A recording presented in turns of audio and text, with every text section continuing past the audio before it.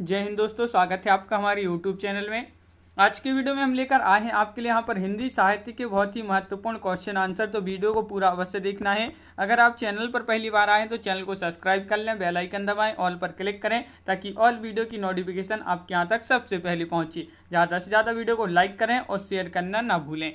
आज का अपने यहाँ पर फर्स्ट क्वेश्चन है, प्रगतिवाद के प्रमुख कवि नहीं है, नागार्जुन, अज्ञे, दिनकर या मुक्तिबोध। आंसर अगर आपसे बनता है तो आप कमेंट में आंसर जरूर बताएं क्या होगा इसका सही आंसर।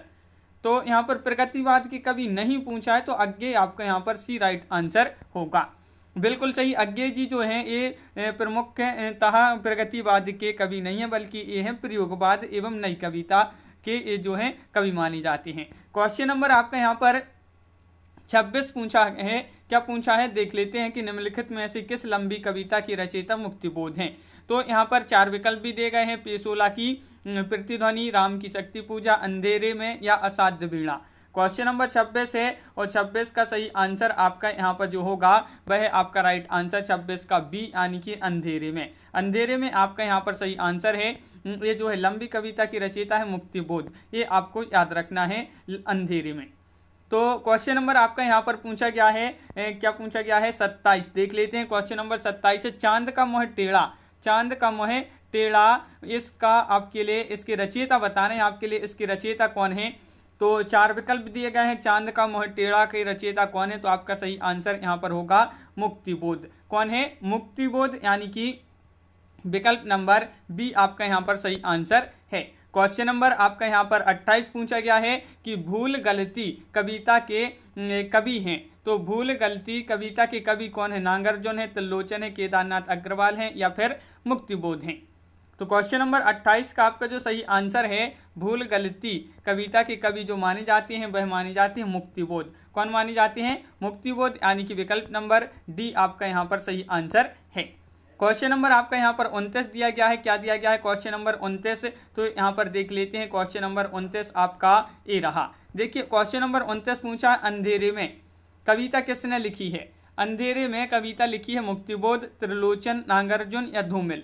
क्वेश्चन नंबर 29 है। ये क्वेश्चन आपके जो हैं किसी न किसी एग्जाम में पूछे गए हैं, पीजीटी, टीजीटी, यूकेएलटी, ऐसे जो है बहुत सारे एग्जामों में ये क्वेश्चन आपके पूछे गए हैं। तो आपका यहाँ पर राइट आंसर है, अंधेरे में ये कविता किसने लिखी है? तो मुक्तिबोध ने लिखी है, यानी कि विकल्प नंबर ए आपका यहाँ पर सही आंसर है। क्वेश्चन नंबर आपका यहाँ पर 30 पूछा है, कामायनी एक पुनर्विचार नामक आलोचना ग्रंथ के लेखक कौन है? क्वेश्चन नंबर 30 पूछा है और 30 का आपका जो सही आंसर है वह क्या होगा राइट आंसर? कामायनी एक पुनर्विचार नामक आलोचना के लेखक हैं रामस्वरूप चतुर्वेदी, डॉक्टर नगेंद्र, रामविलास शर्मा या गजानन माधव, मुक्तिबोध। 30 का आंसर बताना है तो 30 का आपका जो सही आंसर है वह है आपका डी, यानी कि गजानन माधव मुक्तिबोध आपका यहाँ पर सही आंसर है।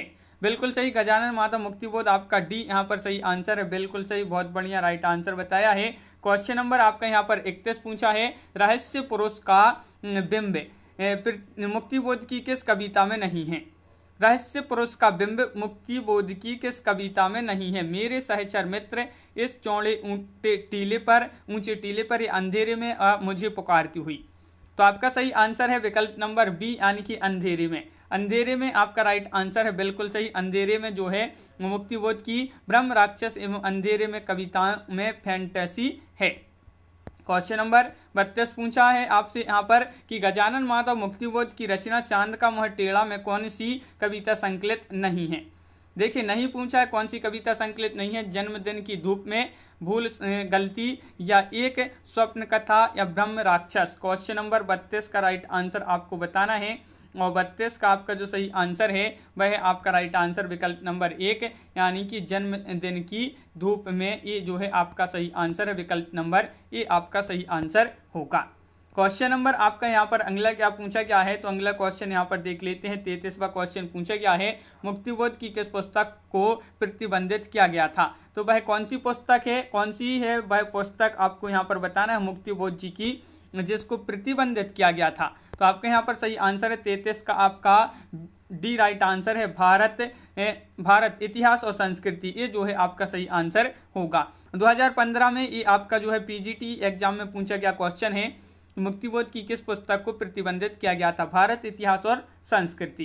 क्वेश्चन नंबर आपका यहाँ पर 34 पूछा गया है, त्रिलोचन शास्त्री की कविताएं हिंदी के अतिरिक्त किस अन्य उपभाषा में हैं? तो वह कौन सी अन्य उपभाषा में हैं त्रिलोचन शास्त्री जी की जो कविताएं हैं हिंदी के अतिरिक्त? ब्रज, अवधी, मैथिली या भोजपुरी? 34 का सही आंसर बताना है और आपका सही आंसर है यहाँ पर विकल्प नंबर सी यानी कि अवधि आपका यहाँ पर राइट आंसर है। बिल्कुल सही, अवधि जिन्होंने बताया है उनका सही आंसर होगा, अवधि राइट आंसर है। बहुत बढ़िया। क्वेश्चन नंबर 35 देख लेते हैं। निम्नलिखित में से दिनकर की काव्य रचना नहीं है। देखिए, हुंकार, उर्वशी, कुरुक्षेत्र या त्रिधारा। देखिए, दिनकर की काव्य रचना नहीं पूछा है आपसे, तो नहीं में हो जाएगी आपकी डी यानी कि त्रिधारा। त्रिधारा आपका यहाँ पर सही आंसर है। त्रिधारा जो है दिनकर की नहीं है, ये सुभद्रा कुमारी चौहान जी की रचना है, तो याद रखिए त्रिधारा सुभद्रा कुमारी चौहान। क्वेश्चन नंबर आपका यहाँ पर अगला क्या पूछा गया है? 36वां क्वेश्चन यहाँ पर देख लेते हैं। देखिए, ये रहा आपका क्वेश्चन नंबर 36 कि हारे को हरिनाम शीर्षक काव्य ग्रंथ की रचनाकार हैं। हारे को हरिनाम मैथिली शरण गुप्त, वियोगी हरि, रामधारी सिंह दिनकर, सुमित्रा नंदन पंत। 36 का सही आंसर बताना है, क्या होगा राइट आंसर? 4 विकल्प आपके यहाँ पर दिए गए हैं और 36 का आपका यहाँ पर जो रामधारी सिंह दिनकर विकल्प नंबर बी है वह आपका सही आंसर होगा। विकल्प नंबर बी राइट आंसर है, बिल्कुल सही। संस्कृति के 4 अध्याय किसकी रचना है? क्वेश्चन नंबर 37 का सही आंसर आपको यहाँ पर बताना है। संस्कृति के 4 अध्याय किसकी रचना है? अज्ञेय, मुक्तिबोध या फिर जयशंकर प्रसाद या दिनकर? तो आपका राइट आंसर है दिनकर, आपका यहाँ पर सही आंसर है, बिल्कुल सही। विकल्प नंबर आपका यहाँ पर डी राइट आंसर है। ये क्वेश्चन आपका पूछा गया क्वेश्चन है, टीजीटी में पूरे क्वेश्चन है जो आपके किसी न किसी एग्जाम में पूछे गए हैं। क्वेश्चन नंबर 38 पूछा, रामधारी सिंह दिनकर की किस कृति को आधुनिक युग की गीता कहा गया है? आधुनिक युग की गीता कहा गया है रामधारी सिंह दिनकर की वह कृति है रेणुका, कुरुक्षेत्र, हुंकार या उर्वशी? क्वेश्चन नंबर 38 का सही आंसर बताना है। 38 का राइट आंसर क्या होगा? 4 विकल्प आपके यहाँ पर दिए गए हैं और आपका सही आंसर है विकल्प नंबर सी यानी कि कुरुक्षेत्र। कुरुक्षेत्र आपका यहाँ पर सही आंसर है, बिल्कुल सही। कुरुक्षेत्र जिन्होंने बताया है उनका सही आंसर है, आधुनिक युग की गीता इसको कहा गया है। आपका यहाँ पर क्वेश्चन नंबर जो 39 पूछा गया है कि रामधारी सिंह दिनकर की काव्य कृति कौन सी है? तो रामधारी सिंह दिनकर की काव्य कृति बताना है आपके लिए। यहाँ पर लोकायतन है, आर्यावर्त है या फिर कुरुक्षेत्र है या उन्मुक्त है। तो क्वेश्चन नंबर 39 का आपका जो सही आंसर है कुरुक्षेत्र जो है आपका राइट आंसर होगा। विकल्प नंबर बी आपका सही आंसर है। क्वेश्चन नंबर आपका यहाँ पर पूछा है 40, दो राह समय के पथ का घर घर नाद सुनो, सिंहासन खाली करो कि जनता आती है। यह पंक्तियां जो है किस की कविता से उद्धृत हैं? शिवमंगल सिंह सुमन, मैथिली शरण गुप्त, रामधारी सिंह दिनकर, महादेवी वर्मा। 40 का आंसर बताना है और 40 का आपका जो सही आंसर है वह आपका रामधारी सिंह दिनकर आपका राइट आंसर होगा। रामधारी सिंह दिनकर विकल्प नंबर बी आपका यहाँ पर सही आंसर है, बिल्कुल सही। रामधारी सिंह दिनकर राइट आंसर है। क्वेश्चन नंबर 41 पूछा है, बालकृष्ण शर्मा नवीन का सर्वप्रथम प्रकाशित काव्य संग्रह है। इनका काव्य संग्रह बताना है, कौन सा इनका काव्य संग्रह है? तो 4 विकल्प भी आपके यहाँ पर दिए गए हैं और क्या होगा राइट आंसर? बालकृष्ण शर्मा नवीन का सर्वप्रथम पूछा प्रकाशित काव्य संग्रह है कुमकुम। विकल्प नंबर आपका डी राइट आंसर है, बिल्कुल सही। विकल्प नंबर डी जिन्होंने बताया है उनका यहाँ पर सही आंसर है। क्वेश्चन नंबर आपका यहाँ पर पूछा गया है 42, नवगीत दशक 1, 2, 3 का संपादक कौन था? तो शंभुनाथ सिंह थे या फिर नरेश मेहता थे, अज्ञेय थे, उमाशंकर तिवारी थे? क्वेश्चन नंबर है 42 और 42 का सही आंसर होगा आपका क्या होगा? तो बताइए। 42 का राइट आंसर होगा आपका शंभुनाथ सिंह।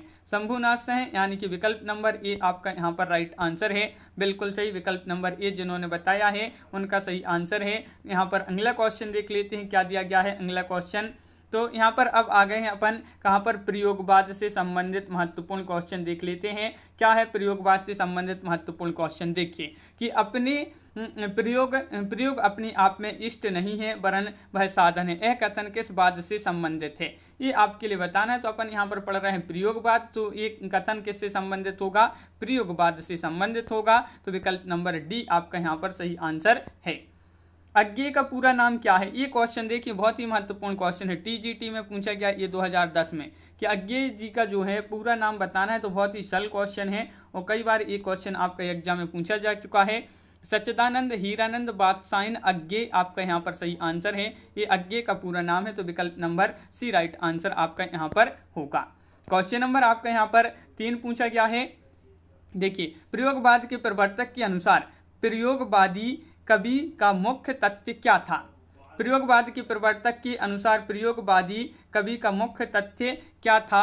तो आपका यहाँ पर क्वेश्चन नंबर 3 का जो राइट आंसर है वह आपका यहाँ पर सही आंसर क्या है। 3 का राइट आंसर विकल्प नंबर सी, यानी कि नई राहों का अन्वेषण। नई राहों का अन्वेषण विकल्प नंबर आपका सी यहाँ पर सही आंसर है। बिल्कुल सही, विकल्प नंबर सी जिन्होंने बताया है उनका यहाँ पर सही आंसर है।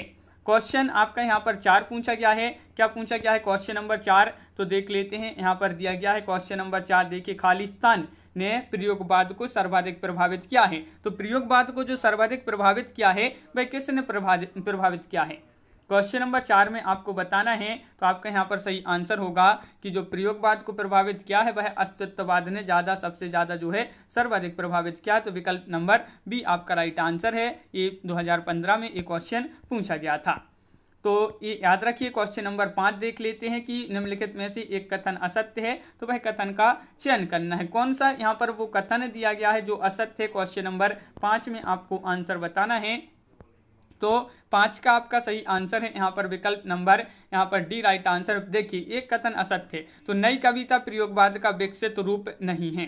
तो ये कथन आपका कैसा है, असत्य है। तो विकल्प नंबर डी राइट आंसर है। बिल्कुल सही राइट आंसर बताया है। क्वेश्चन नंबर आपका 6 यहाँ पर क्या पूछा है। तो क्वेश्चन नंबर 6 आपसे यहाँ पर देख लेते हैं पूछा गया है। क्या पूछा गया है क्वेश्चन नंबर 6, प्रयोगवादी कवियों की रचनाएं किस सप्तक में संग्रहित हैं। तो जो प्रयोगवादी कवि थे इनकी जो रचनाएं थी वह किस सप्तक में, वह सप्तक बताना है। तार सप्तक, तीसरा सप्तक, दूसरा सप्तक, चौथा सप्तक।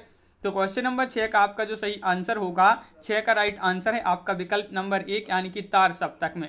तार सप्तक में आपका सही आंसर है। अब तार सप्तक से आपका मतलब जो पहला तार सप्तक होता है, पहला सप्तक है वही। तो तार सप्तक आपका यहाँ पर सही आंसर है। बिल्कुल सही, विकल्प नंबर 1। और तार हिंदी में प्रयोगवाद का आरंभ सन 1943 में अज्ञे द्वारा संपादित तार सप्तक के प्रकाशन से माना जाता है।